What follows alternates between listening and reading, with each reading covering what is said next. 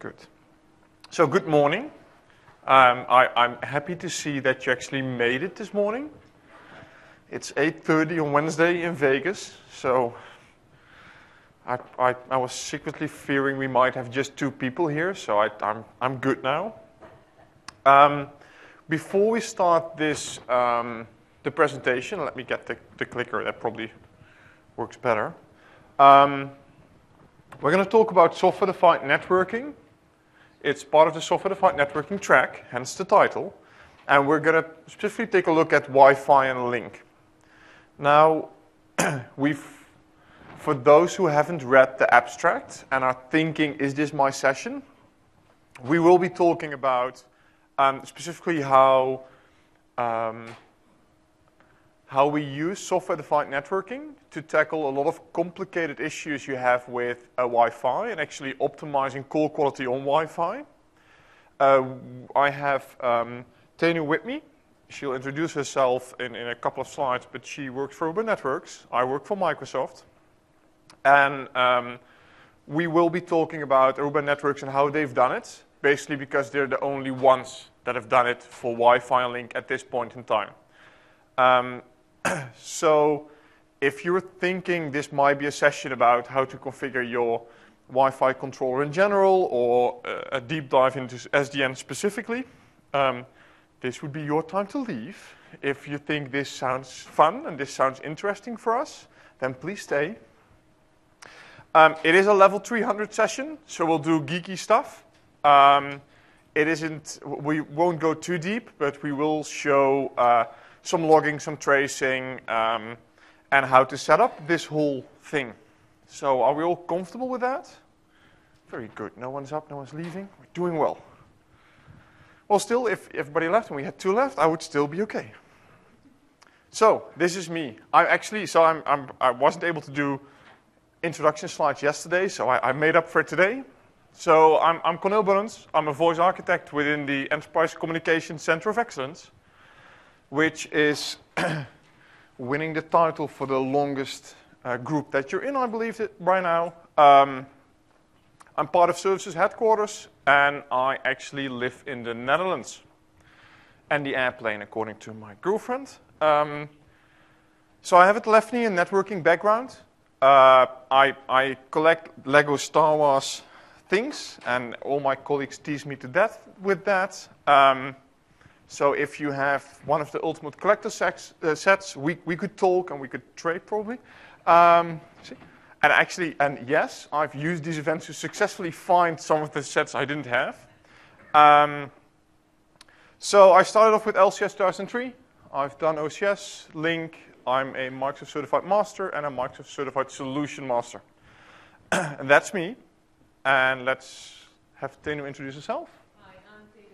I work with Aruba Networks. I've been in the wireless and the voice over Wi-Fi section of the industry for the last 10 years. My goal today is to give you a little bit of introduction on where we see SDN going with voice over Wi-Fi. If you have any questions, feel free to reach Korneel and me here afterwards at the booths, and we'd be more than happy to take the questions there. Yes. So we have something about Aruba.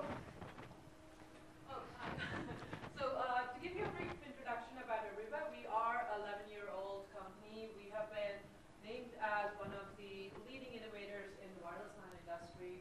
Very early on,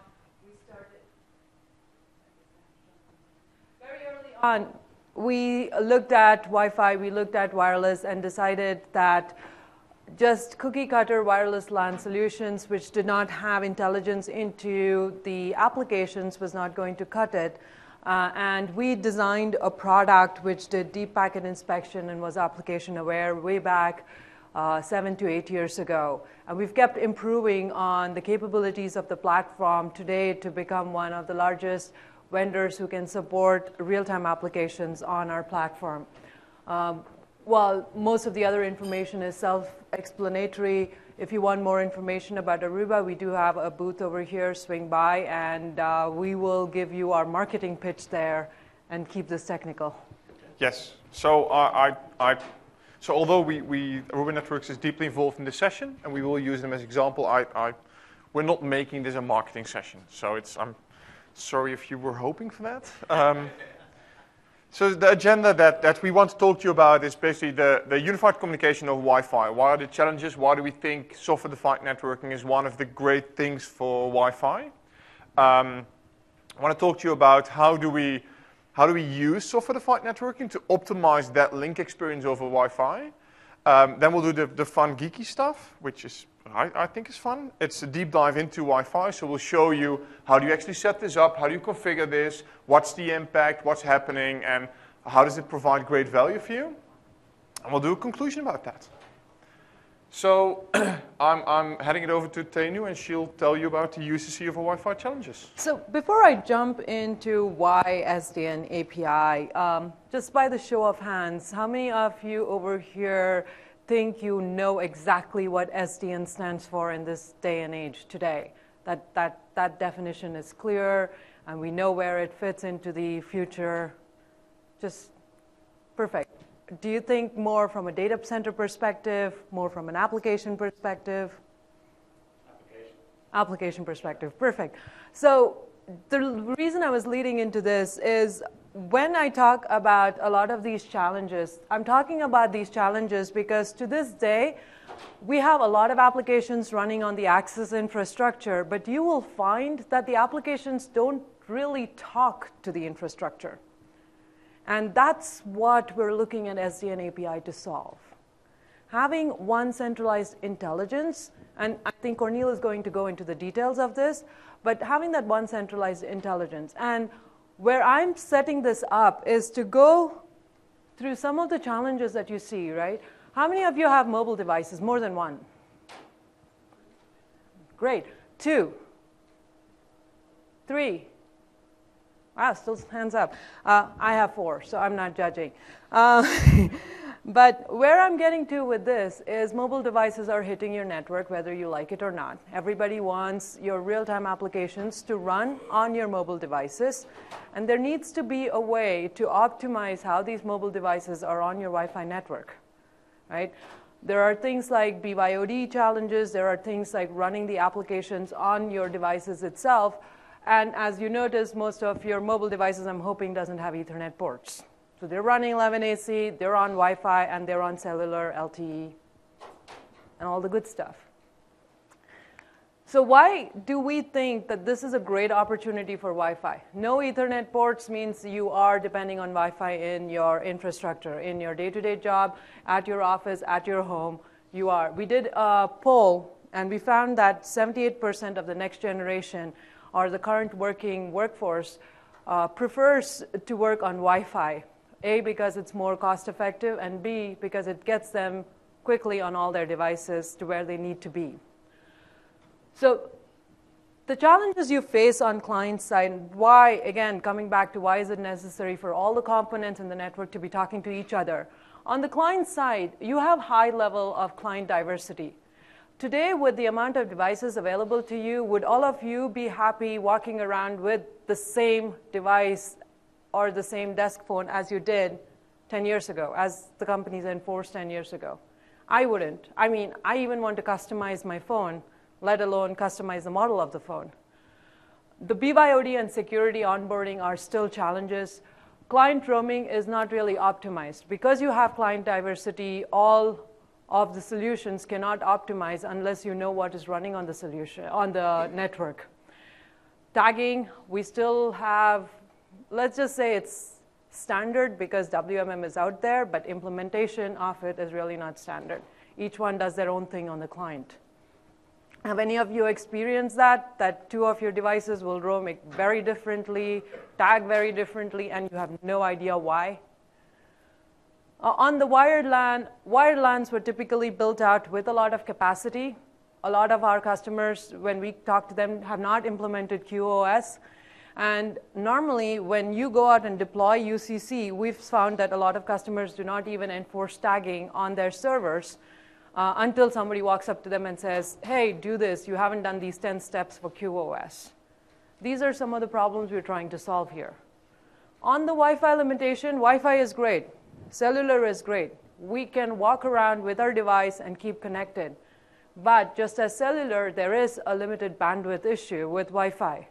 And the question is not how much can you keep adding, it's how do you intelligently prioritize the traffic that you have such that delayed, jitter, sensitive traffic is getting better performance than your background traffic, which is more latency tolerant.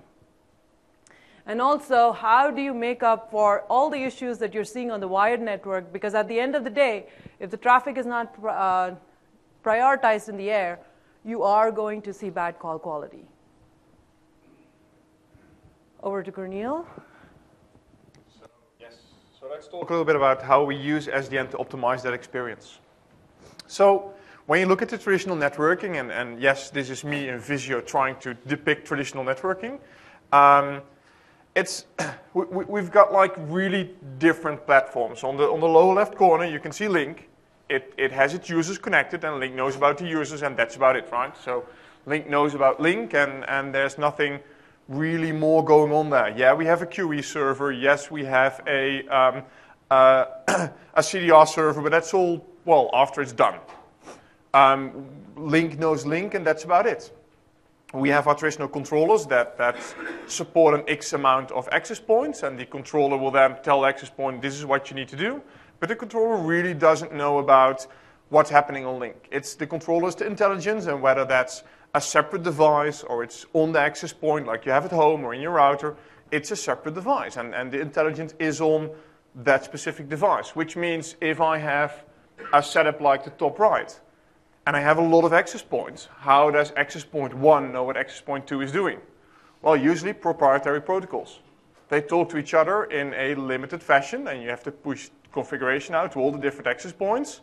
So usually when you go into the larger enterprises, you go into the controller with separate access points, but then still, how does your controller know about your traffic?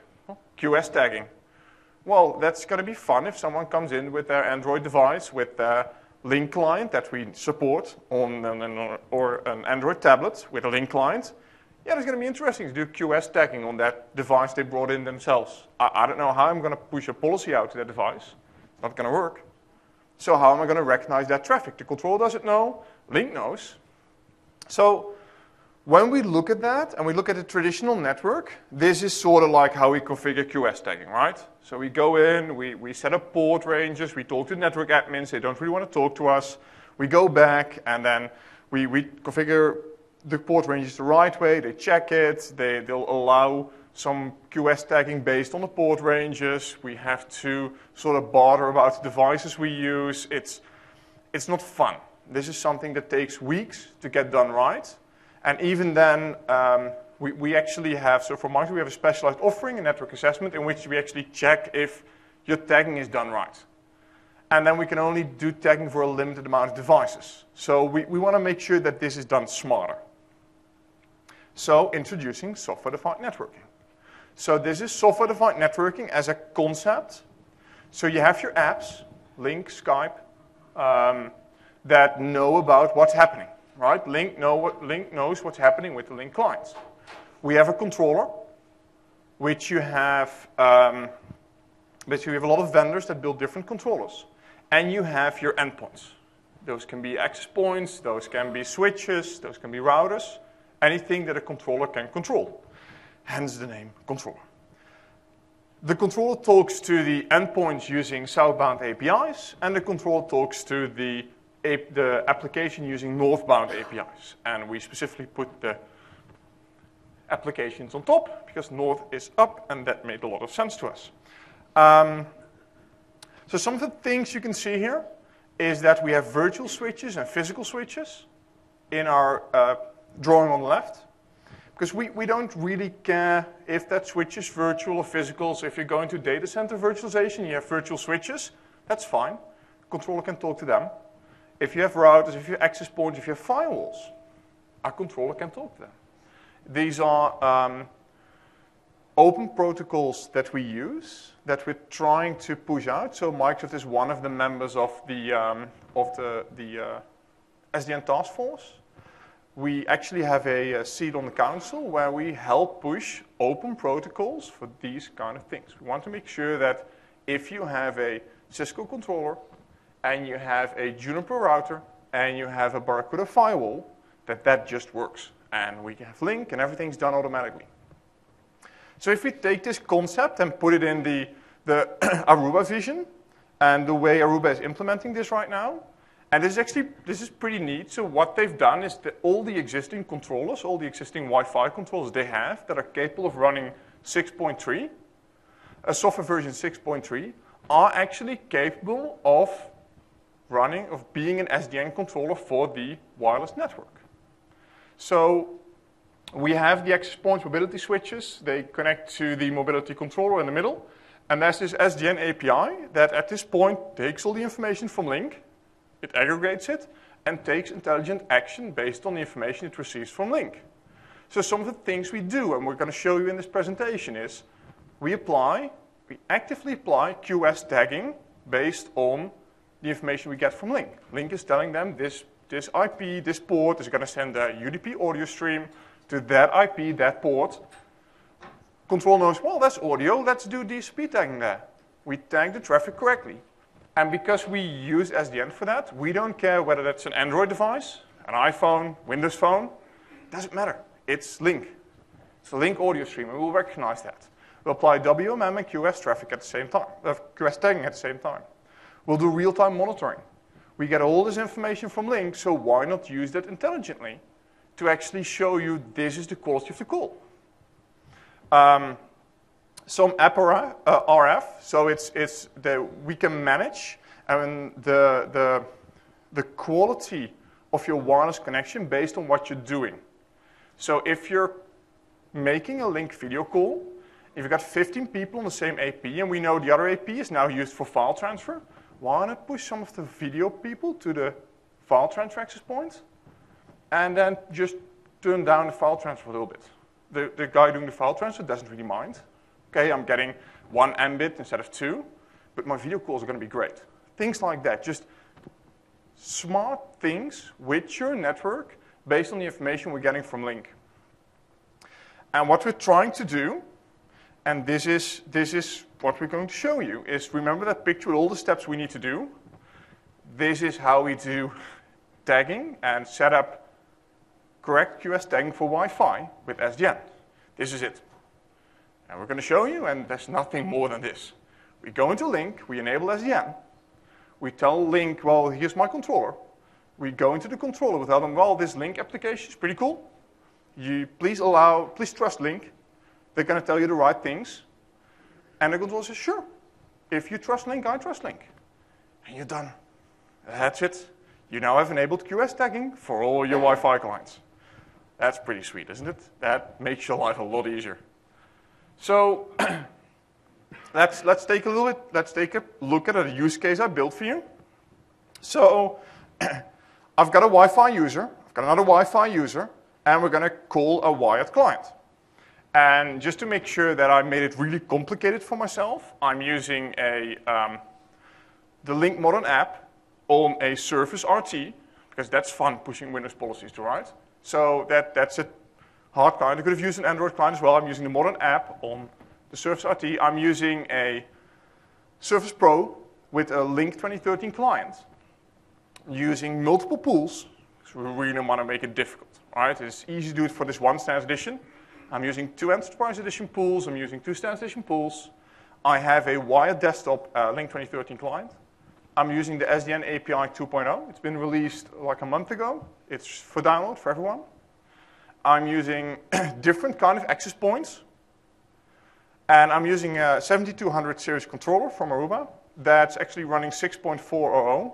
That's not released yet. For those running Aruba Networks, Aruba Wi-Fi, the latest is 6.313 or 4. That's currently out. 6.4 is coming. We're showing you 6.4. The main difference is the GUI has changed because it looks way nicer. You get a really great dashboard, which we're going to show you. That's one of the reasons we're showing you this. If you run Aruba Wi-Fi right now, everything I'm doing, you can do yourself. And I've included instructions, so it's really nice to do this. So this is my setup. And as you can see, I didn't take it easy on myself, right? It's a lot of pools, different clients, different access points, controller. had to make it hard on myself, so you guys would at least think, well, this guy knows what he's talking about. One of the components, so for those that have deployed SDN API 1.2, the main difference that's between 1.2 and 2.0, and there are many more differences, but the main difference here is that we actually introduced a SDN controller here that aggregates all the results from the different front ends. So looking at the setup, and I'll talk a little bit more about what they do, is that we actually have the SDN API. So when we download this SDN API, we get the SDN manager. It's installed on a separate server role. It can run other stuff as well. The only requirement is you have .NET 4.5. I'm running this on a separate machine, just to make it extra difficult for me. And all I need to do during installation is basically tell it, well, what's my SDN controller? And I can add one or more SDN controllers. In my setup, I'm using my Aruba controller. I'm using my submit URI, and that's it. I don't have to configure anything else. We're done now. I am using HTTP because I wanted to do some netmon tracing. Our recommended approach for this is using HTTPS. We will be transmitting some sensitive information. So I've done some things here to show you nice logging. We would recommend to use HTTPS. So once you install this and you got your controller up, your manager up and running, so that's running on this little server here. I go on and install it on the on the front ends. One of the things that are important to note here is that once you need to make changes to this, there's a little config file that's located in program files, Microsoft Lync server, Microsoft Lync SDN API. It's the sdnmanager.exe.config file.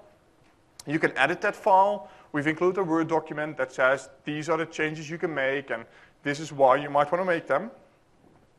For now, if you run this with Aruba, install and you're good.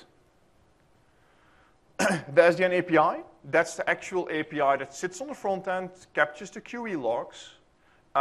It's installed on every front end you have. So if you think about the topology I showed you, I had 2 Enterprise Edition pools with 3 front ends each. I had 2 Standard Edition pools. So I actually have 8 servers I need to install this on.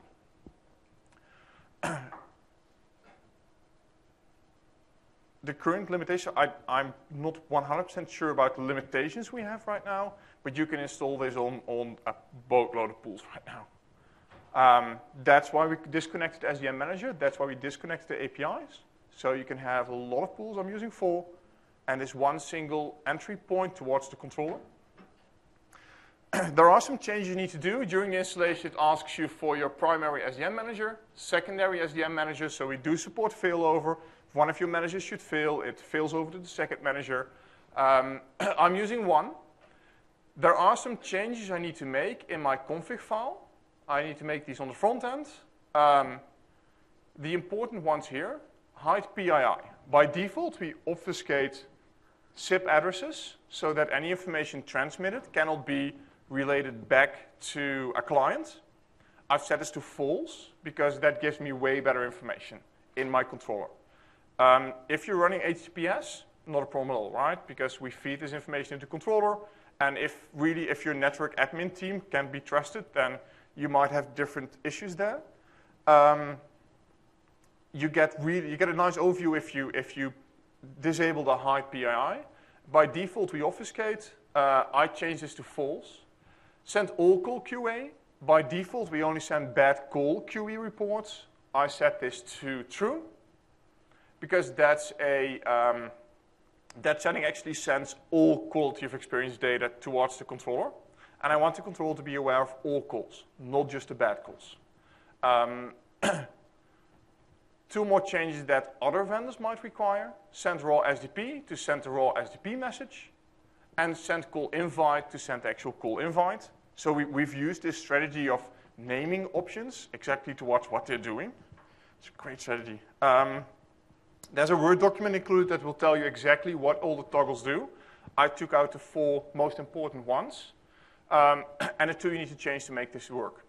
So we've got our SDN API. It now talks to our SDN manager, and the SDN manager knows about the controller.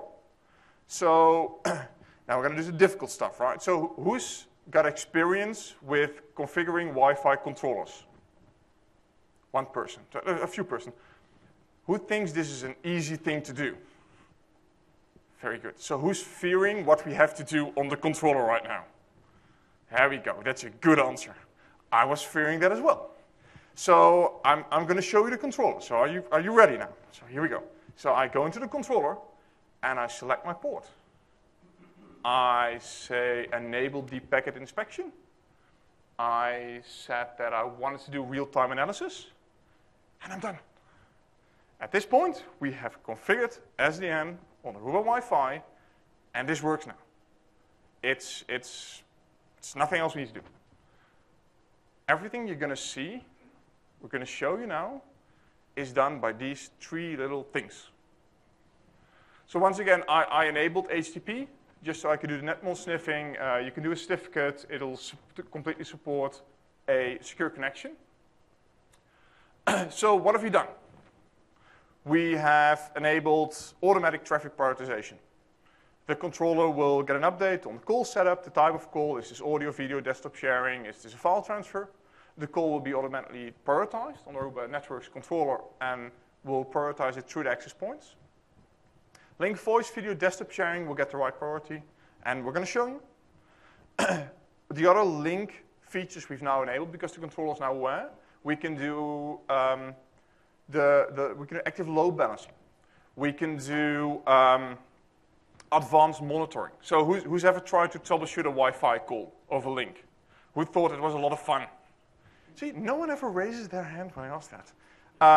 It's difficult, right? Because you need to find the call, need to see what's happened, what's my RF quality at that point, what's my packet loss, do I trust what the QoS server is saying? So I trust what the QoS server is saying, but what's my controller saying? What can I trace that call back? And then the fun things start with the timestamps on your controller that really have to match the timestamps on your Lync server, and that's not going to be fun. Right now, your controller knows about every call that's happening.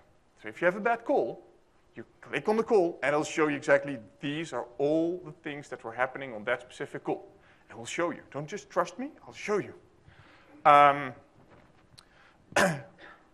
And we'll show you a nice system overview. So we're fully aware of what's happening in our network now by just enabling these simple steps. Taking the screenshots took me way longer than enabling this, because it's really that easy. So a deep dive into this, because there is geeky stuff coming, I warn you. So we got a use case in which, I like seeing my own name, so I made a user that's named Korneel. I've got a user that name's Thomas, and I've got a user named Thenu. So Korneel makes a call to Thomas. He's on a different wireless client. He's on a different pool. I really wanted to make it difficult for me. I made sure we were connected to the same wireless access point, because I really wanted to make sure that we make this as difficult as possible. And we actually start a video call, and we add Thenu, who's on a wired client on a different pool. So we share some content by one of the wireless clients, and we really want all of this to be prioritized the right way.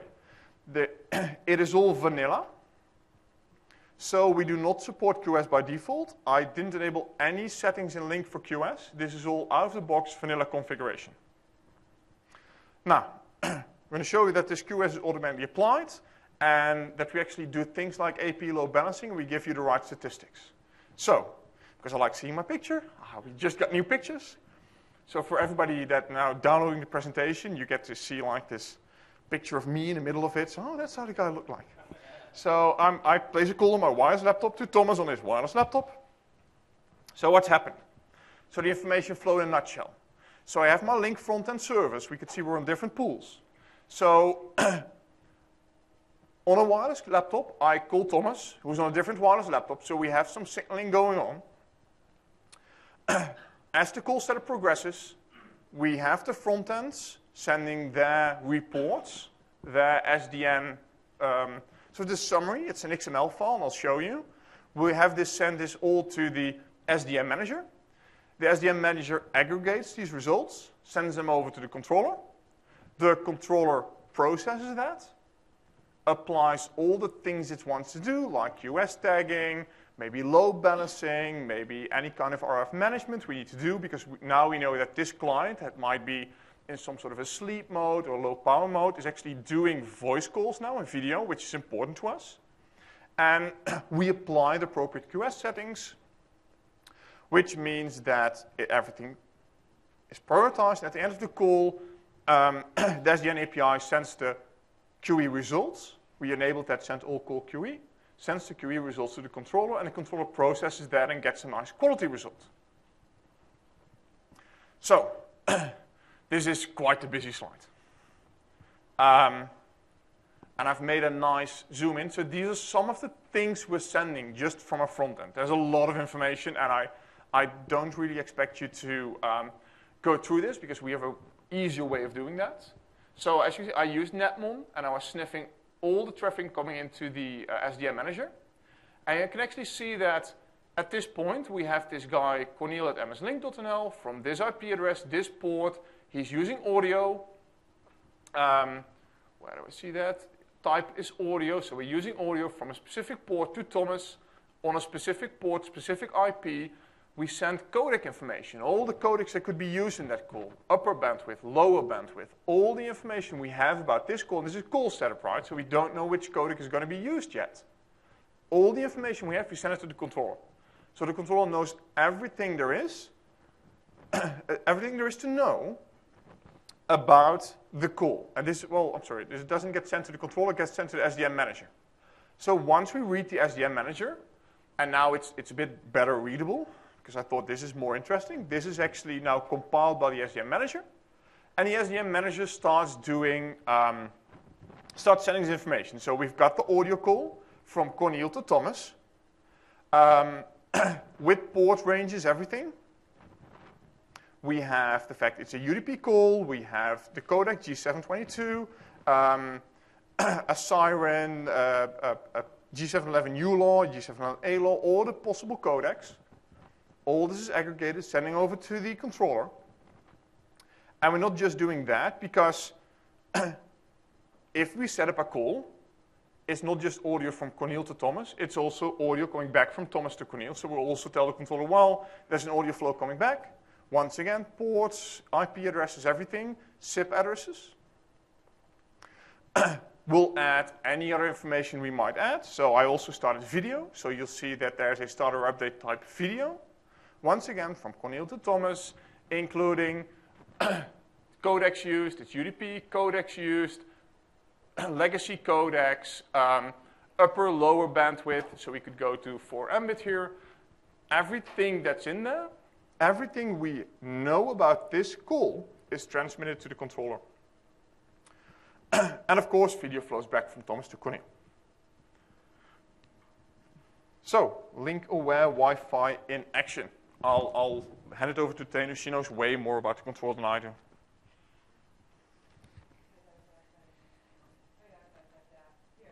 Here it goes.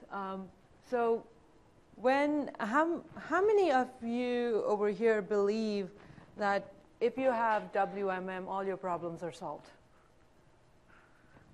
WMM is a great standard, right? No discredit to the standards body. They've done a great job in telling us exactly how traffic needs to be prioritized to the air, provided it's coming out properly up to the wireless LAN access points. And what ends up happening is, with a lot of the innovation that has happened in the wireless, this is just not Aruba, but just generally in wireless, you have a lot more aspects of it that WMM does not currently take into consideration. And even if they do take into consideration, you have a lot of clients that haven't implemented it yet. So what should ideally happen in an environment when the traffic hits the controller? This is our version. We've done a lot of research on this. Is first of all, we get the information about the call, both in-call, post-call information. On the wireless LAN solution itself, we want the traffic to start getting tagged properly, right?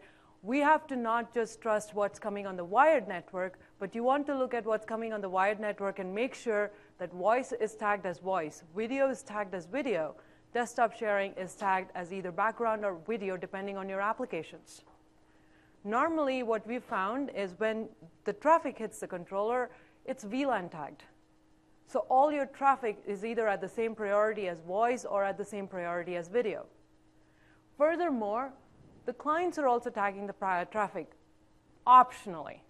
So you, in an environment with 10,000 clients, you have one that's sending upstream tags, one that's incorrectly sending upstream tags, and that one which decides it just doesn't want to do anything except send the traffic with the background traffic.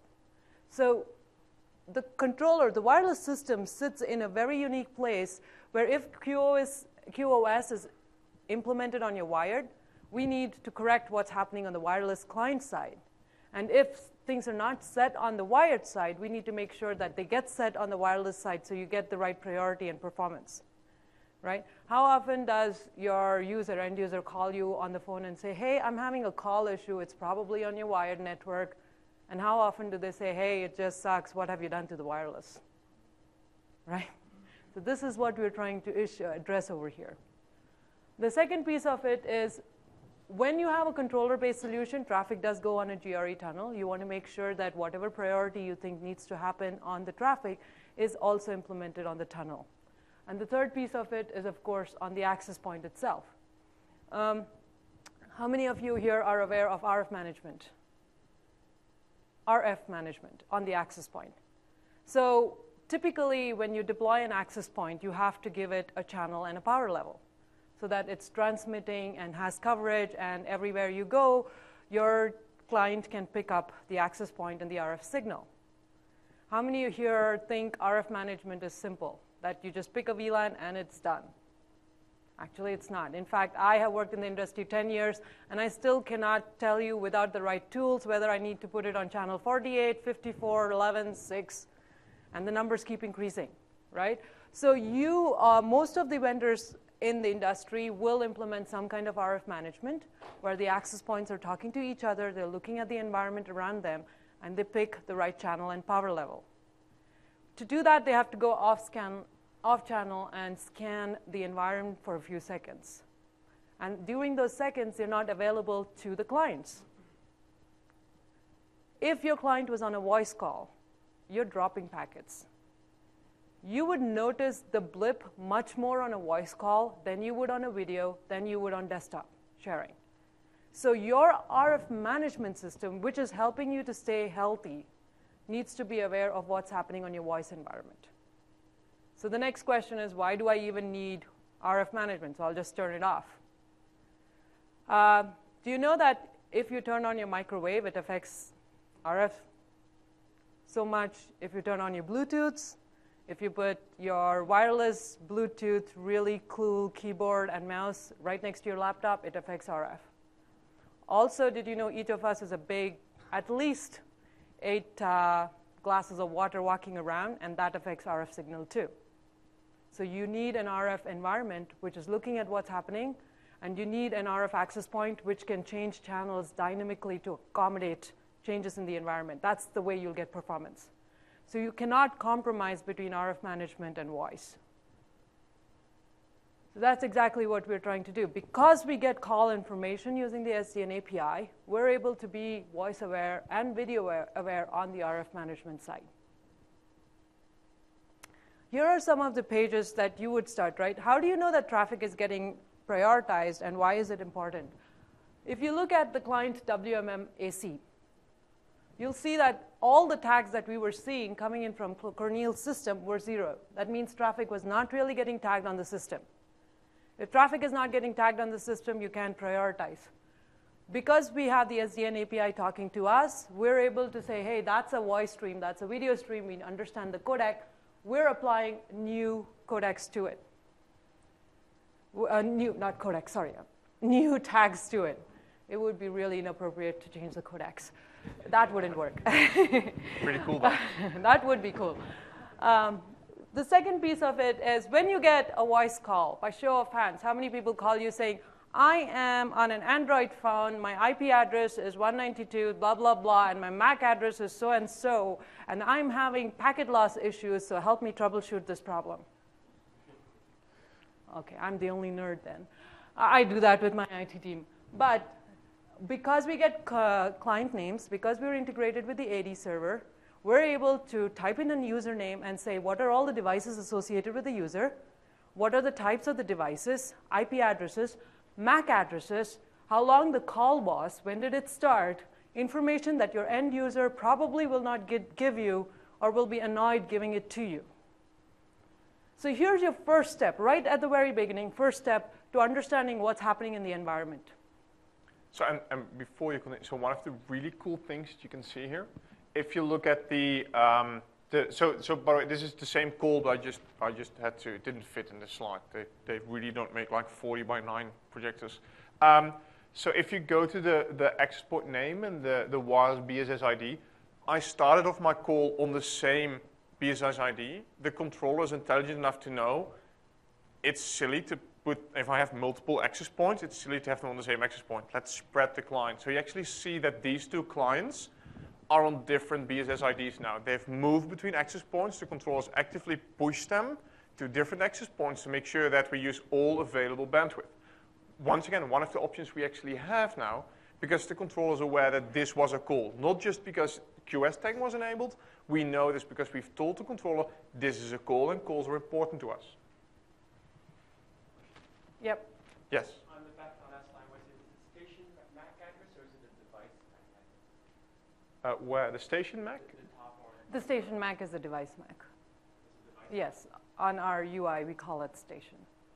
So then, like mobile devices, would that also be MAC? Yes. And it's, as you can see, it's a hyperlink, so you can click it and you'll see everything that Naughty Device has done. Yeah, so over here what you don't see is there is also another column which will give you exactly the device type, whether it is a Surface tablet, your Android tablet, iOS. It'll give you the device type over there. And it also tells you the different streams. So for example, here it's telling you that there's two voice streams and 2 video streams going on. So the call is a voice and video call between 2 users. So this is just zooming in on the information. I'm not going to go over it because we covered it in the last slide. But yes, we do modify the DSCP. We do modify the WMM, even though we don't get the appropriate information from either the wired side or the client side.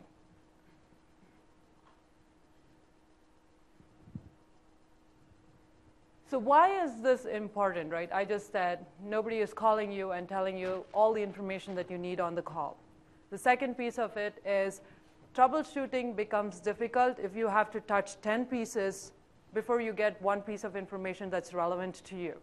So if you had to go into the QoE server and then spend 10 minutes going through the log of the call, then had to come into the Aruba platform, find out exactly what IP addresses match to what users at what time. And then even worse is like, hey, were they on a voice call? Who were they calling? How long was the call? Was this the second call that had a quality issue? With Microsoft, what we are able to do is when we get voice, we know when the call starts exactly what streams are happening, when do we prioritize, what we can do on the environment, and also post-call, how can we present this information to you so that you can find characteristics and you can troubleshoot your environment.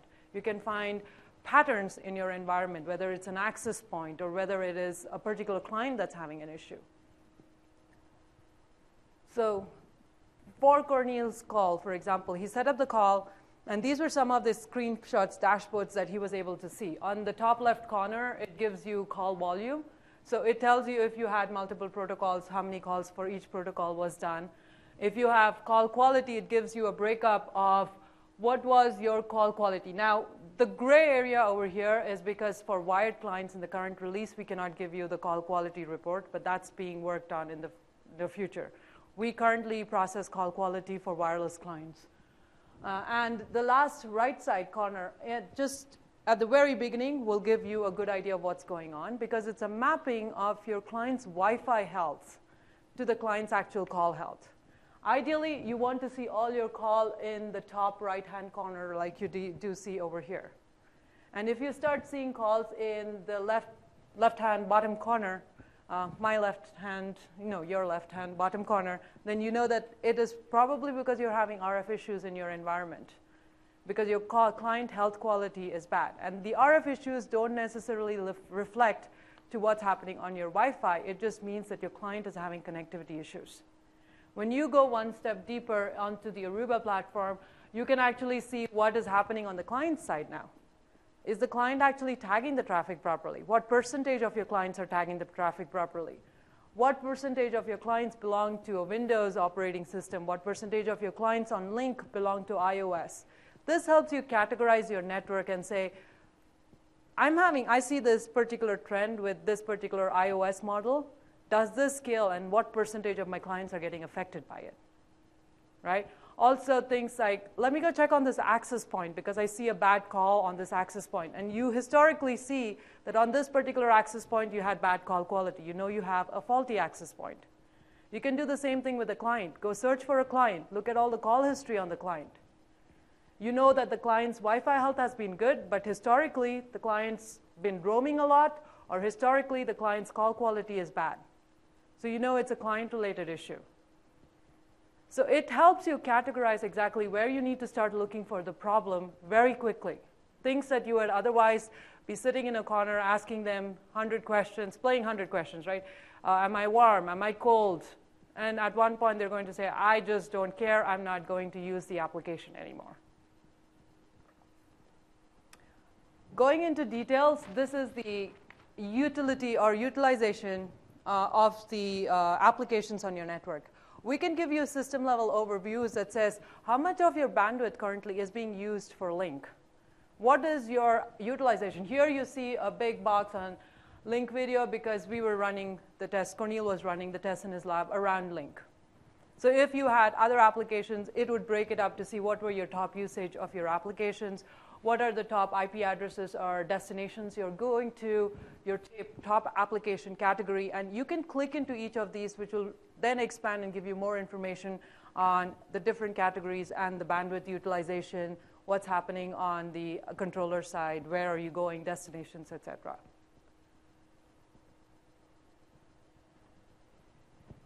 So Korneel did more complicated stuff. Of course, he's not going to be happy with the voice video call. It's even more. So, well, let's try if we can confuse the controller, right? And I'm going to do bad things to it. So I'm doing desktop sharing as well, and I'm adding Thenu to the call. She's on a wired laptop. So we're now going outside the comfort zone of the controller. This is something that we're not controlling the wired network yet. We added modalities, and we're making this a conference call. And actually, to be honest, it handles it pretty well. It will show you that we're doing a data connection now. So this is the same call as before. But now, actually, we added a new IP address. We added new station MAC. I'm still using Korneel and Thomas B because, well, we are the two wireless clients. Who's actually, so since Thomas initiated this, since I initiated this, this is Korneel, that's the cold party. All the IP addresses that's running, now we get to see front-end IP addresses as well. For the front-end service, that's the 42. So we keep existing audio streams, keep prioritizing them. We prioritize them wherever we can, and we apply QoS tagging wherever we can. We can't see some existing tags because they were wired. But we keep reporting on that. We say that this was a desktop sharing in a conference. This was a video call in a conference. This was a voice call in a conference. We'll actually keep reporting on everything that's happening, even if we add extra clients, even if we change the modalities. I've changed, and you can see it by the time, right? This is still 323 seconds.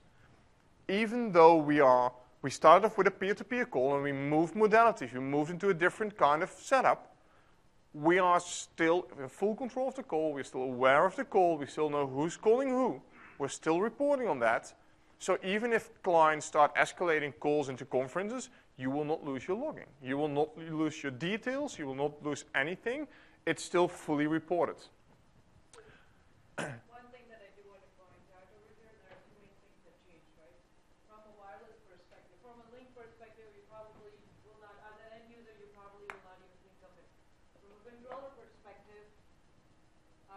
went from having peer-to-peer calls to now calls going through the Lync server and hairpinning back.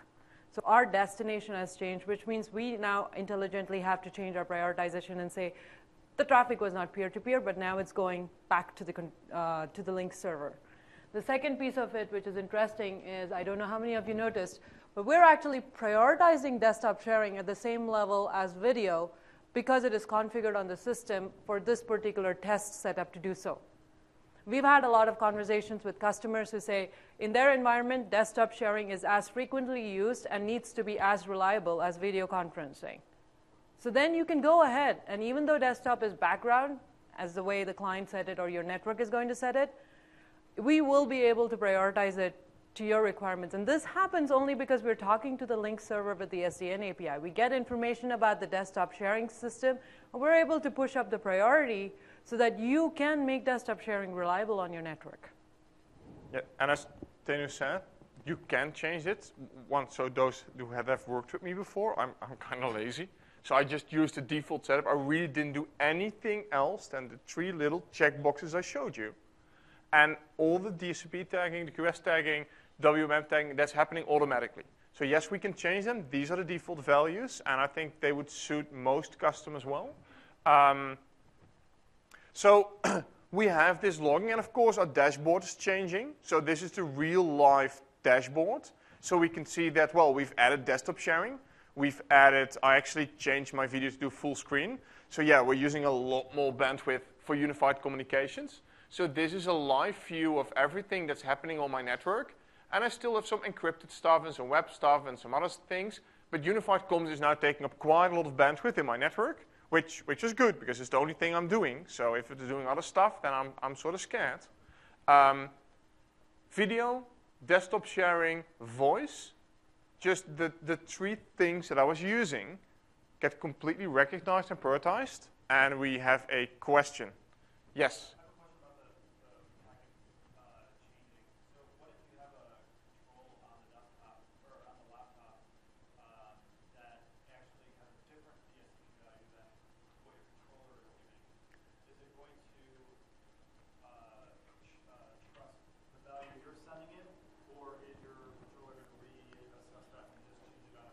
So the question is, what if your application is already tagging with a certain QoS value? Do we re-tag or not? I'm going to say we do. Actually, there's 2 options you can do there. If you prefer to go with the default option, then you will be re-tagging the traffic.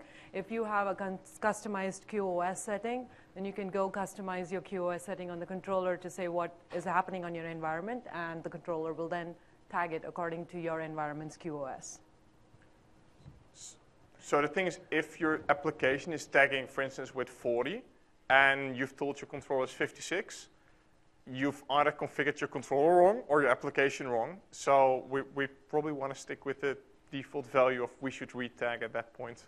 It's so sure, we can cope with it, but something fishy is going on. But as you can see in the values we showed you, you'll actually see in your controller that your client is sending a QoS tag.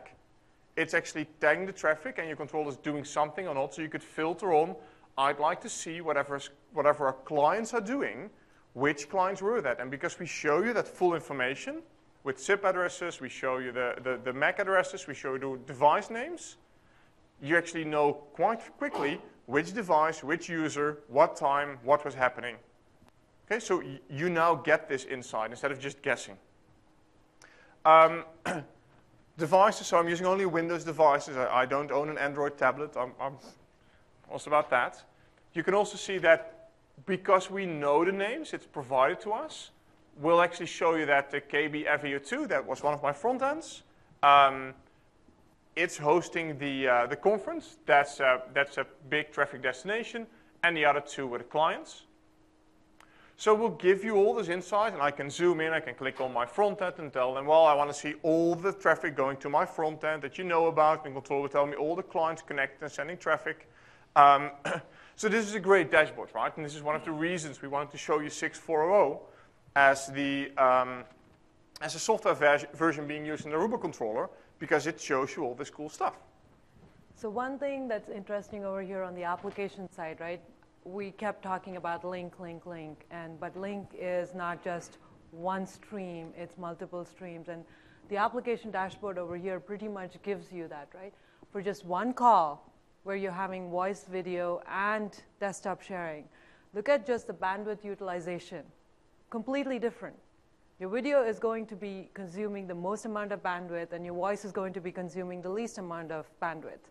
At the same time, your voice is going to be most sensitive to delay, packet loss, and jitter compared to your video, and your desktop sharing is going to be least sensitive to delay, jitter, and desktop.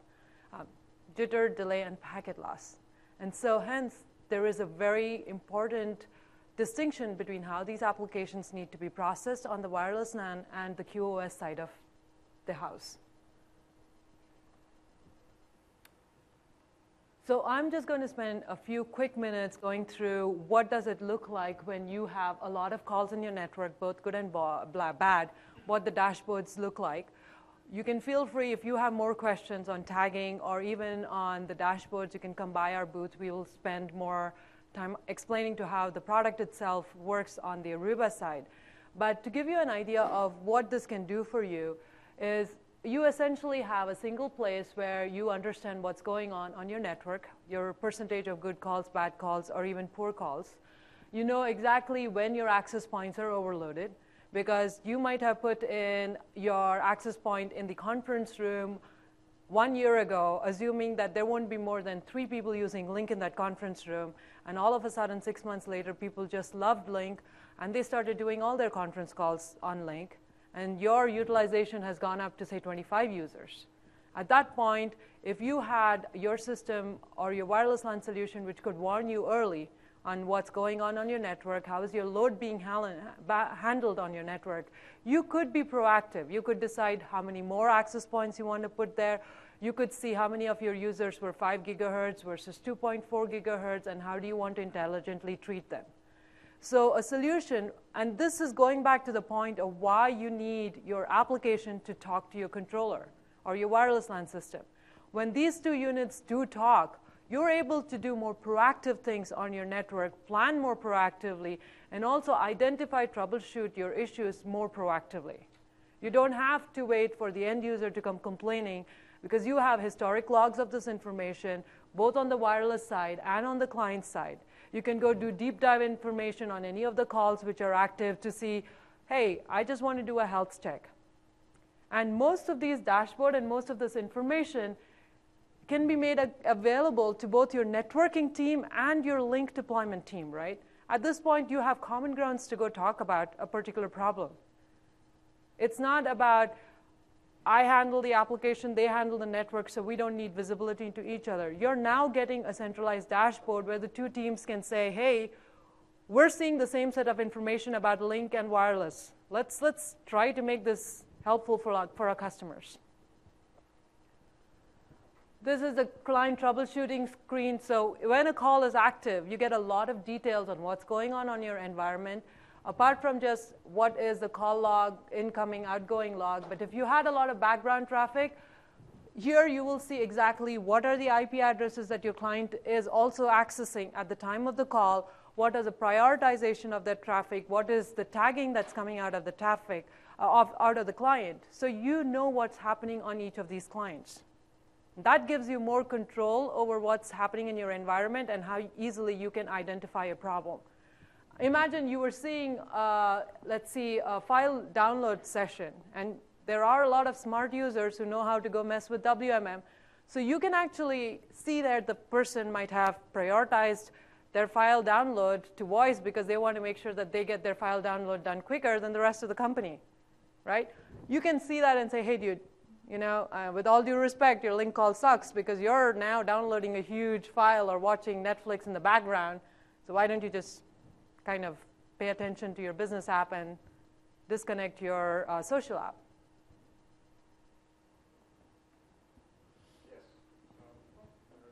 I'll let him do the grand finale. Oh.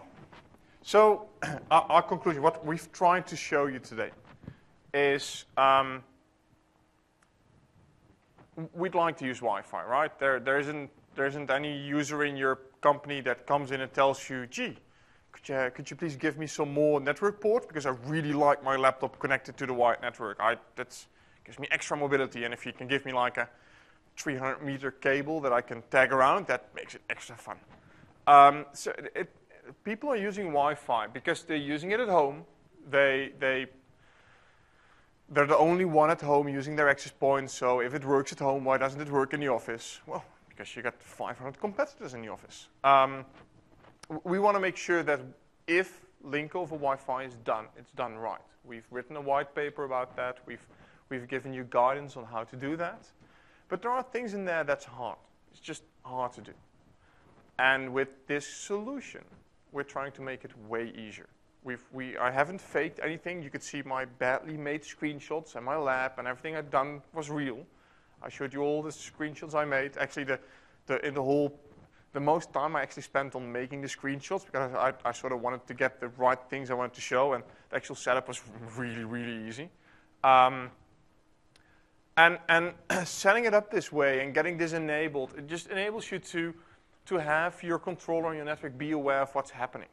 It's something we've been talking about for quite a while. It's something that we always told you, well, you need to apply QoS, you need to do this, you need to do that, you need to make sure there's enough bandwidth, you need to make sure there's this, you need to make sure there's that.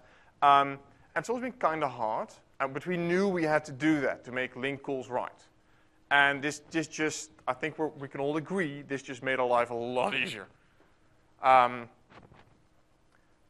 If your controller is better aware of link, if your controller knows how to prioritize traffic correctly, it'll make the controller work more efficiently, it'll make your Wi-Fi work more efficiently, it'll make your end users happier. Because your end users are never going to call you in the end saying, you did a marvelous job on that Wi-Fi. I had such a great call. They never call you. But they will call you saying, yeah, that link thing, that really sucks because I made a call and the guy couldn't hear me. I don't like those calls because I know it's not Link's fault. There's something else going on. I want to make sure the end user experience is great. And applications like this, implementation like this, enables me to do that. And of course, my favorite thing, better visibility. So I was told, so Nick Smith, he's in the room, so Nick Smith, he's the content owner for this. He told me specifically I shouldn't go off track. He's not here. I'll tell you, one of the things I actually bought, and I'm really regretting that right now. So for those unaware, there's this site called Kickstarter. You can back projects. I actually backed one of the projects that had a Wi-Fi analyzer, a Wi-Fi scope, because I was so fed up going to customers, and they told me, yeah, our Wi-Fi network is great, and no, we won't let you see our controller. I said, well, how am I supposed to trust you if you're saying it's great? Oh, it's new, it's great, it's fantastic. Don't worry about it. So I saw this thing on Kickstarter, I backed it, so I have this little tool thingy that I really, to make the story way better, I should have brought it probably, but anyway.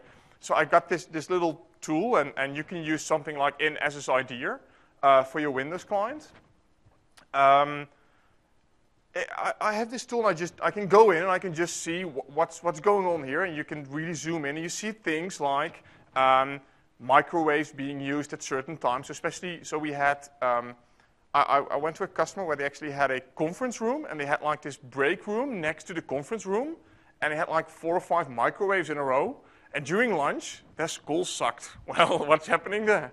And they told me, no, you're not going to touch our Wi-Fi network because it's great. It's fantastic. And we do QoS tagging. We do everything well.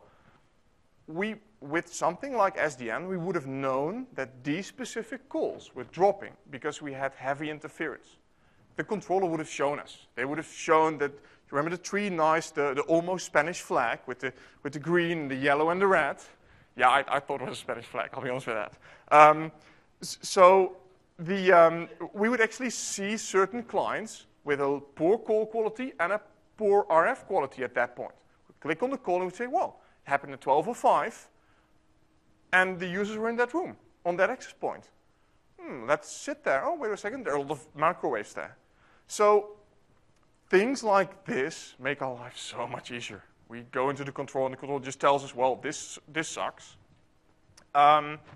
So at this point, we were very happy with a partner like Aruba Networks. They've really put their best leg forward. Does that translate into English? I don't know. Yes, yes. There we go. I use Dutch expressions, and then people say, yeah, it really didn't work for us. Anyway, so it's one of the partners that's worked really well with us on this whole SDN journey that we're on. So I think this is really cool, right? I'm playing with this a lot. Should probably playing way more with it than I should. And I'm passionate about it. I think this is the future of networks. I've worked with networking stuff for like 12 or 13 years now, really a long time. And this is the first thing that I'm seeing that I'm really passionate about. And I know I'm a software guy now, so I'm not really touching hardware anymore.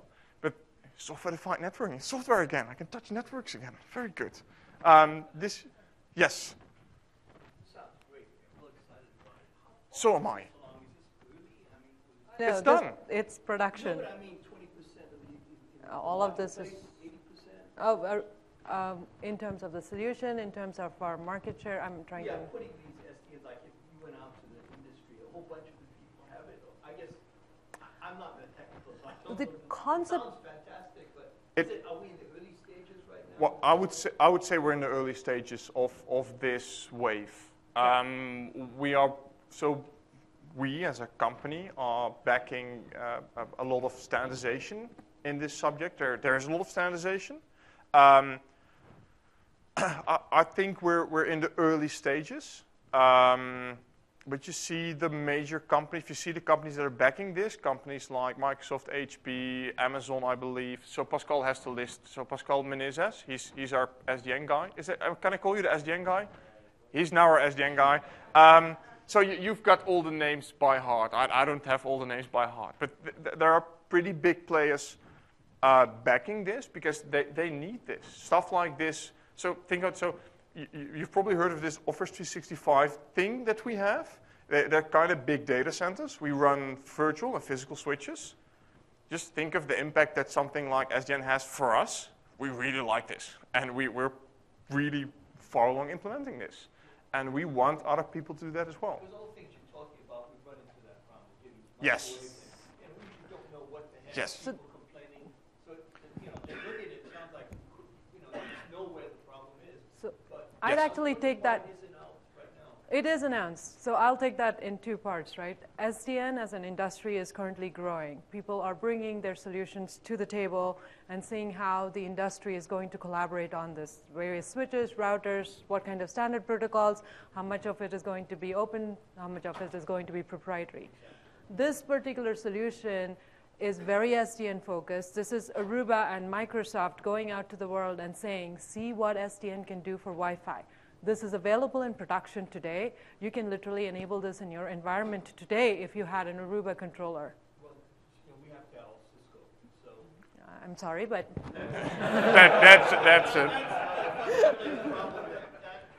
That's marketing for you. So nothing about this is secret. Nothing about this is if Cisco would like to, and I know they're working on this, right? They can enable this as well. I can't comment on what Cisco is doing or not. There are a lot of people working on this. If you go to our website, we have a special UCOIP page where you can find more information about this. It's technet.microsoft.com/UCOIP. And you can find qualified networking equipment, and you can also find information about SDN controls and things like that. So if we go to the next slide, thank you, there we go. If we go to the next slide, we actually have a download for the SDN API that you can download, all the documentation, all the stuff, because once again, the only thing that you can get today is the 6.4.0 software for Aruba Networks, so you won't have the fancy GUI. That's the difference that you would have. You would have the exact same options, and Jamie Stark wrote a blog together with my friend in SDN, Pascal, that actually talks about our vision for Lync and Wi-Fi. For Lync and SDN, and how we feel this is impacting us in the industry. There's also more information about the Aruba Networks Lync offering, and you can email them if you want more information about this specific solution. And I have another question in the back. You had a question. That is fine. That's why I'm coming to your question. What if any other partners are on par with Aruba? So right now, there are two ways to, okay, the way we would answer that question is, the SDN API gives us some amount of visibility into the traffic. What Aruba does and the way we display the information is very specific to what our current capabilities are on our platform, the deep packet inspection engine and the way we are displaying the data. If you were asking me, are there other partners who can do the same thing? We haven't seen another solution which can give you the same level of deep packet inspection because they don't have that integration currently available. I'm not going to comment on what they can do in the future, but implementations, even with the SDN API, will be very different because it then comes back to the onus. It's just like any standards protocol, right? You take the information, how you digest it is based on the capabilities of the platform itself. Yeah. Aruba's the only one that's really stepped up and partnered with you. Yeah, well, that one, and the second part is a deep packet inspection, which gives us more capabilities of playing around with the traffic, representing it a different way, and also doing the visualizations that we can do. So I do want to get, because I get a deeper meaning behind the question.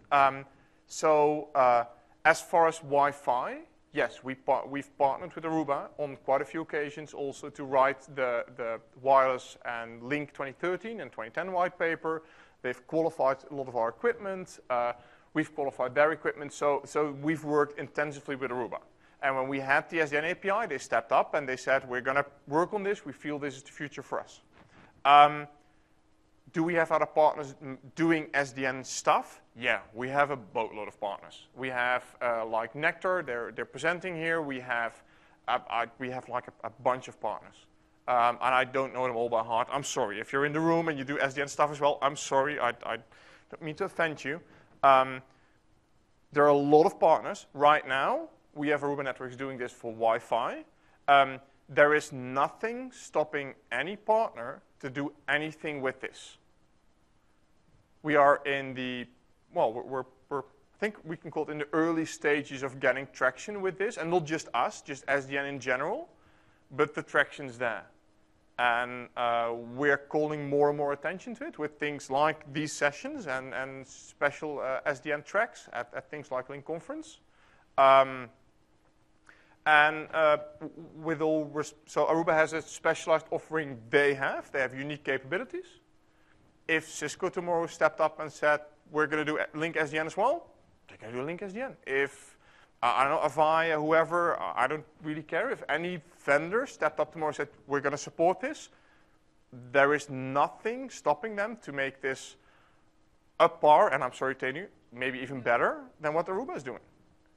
I think they have a great head start. There's nothing stopping anyone. This is not proprietary stuff we're doing with SDN.